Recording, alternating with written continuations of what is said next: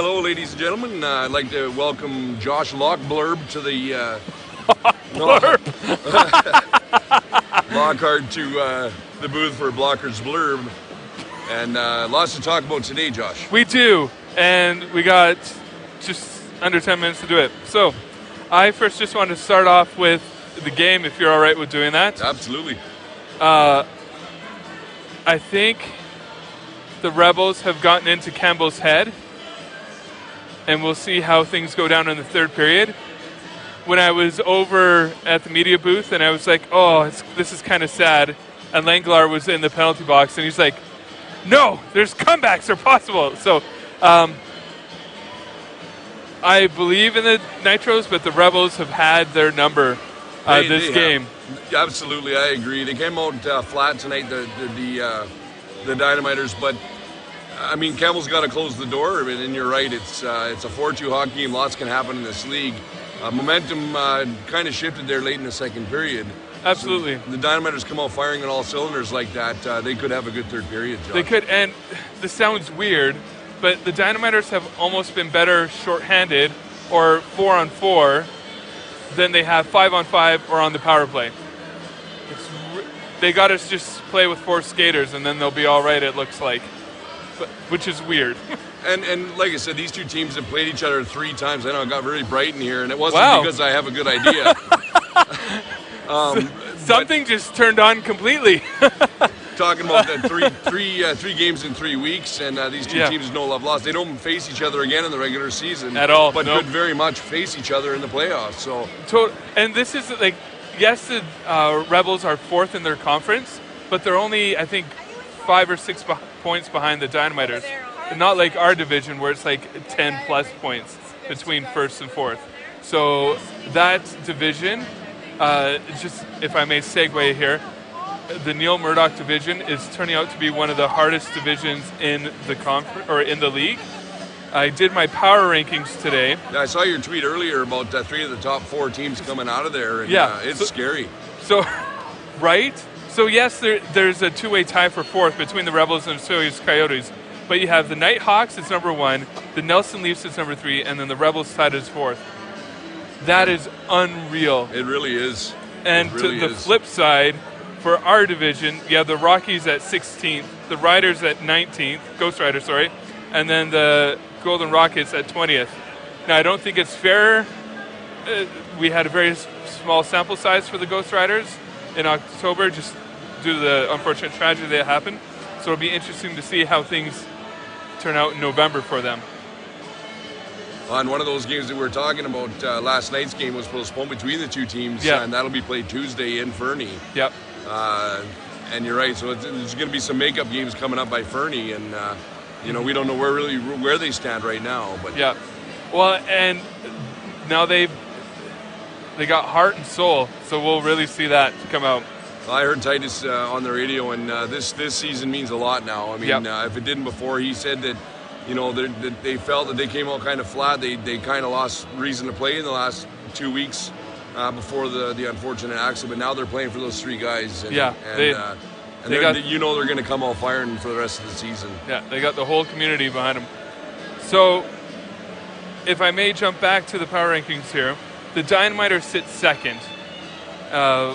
Again, there's not much difference between those sitting 1st, 2nd, 3rd, and 4th.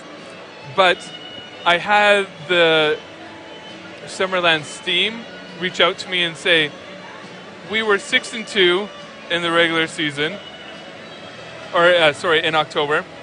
6-2. They are tied for 2nd in the KI with points. They have 4 of the top 10 or top 20 scorers. And yet, on the power rankings, they sit 12th. And I also identified them as one of the colder teams, which I think for them was even more confusing. And fair enough, I tried something new this month, where I just actually looked at the numbers from October, like as alone, instead of compiling September and October together. So it looks a bit different. Anyway, with that, when I really looked at the numbers, so here's me defending the numbers, is I think the Summerland Steam, they have a lot of offense. They are ranked 5th in the league for offense.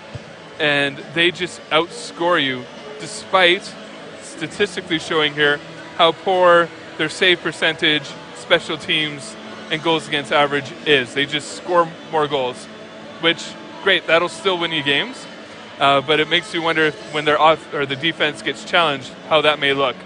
But anyway, so that's where either the power rankings will correct themselves over time with the standings, or the standings will correct itself over time with the power rankings. I've seen it go both ways. That's right, and you know, people that follow you on Twitter and stuff, they don't. These rankings don't come from your heart. They come from stats. They're statistical stats, and so there's not much you can do to change that.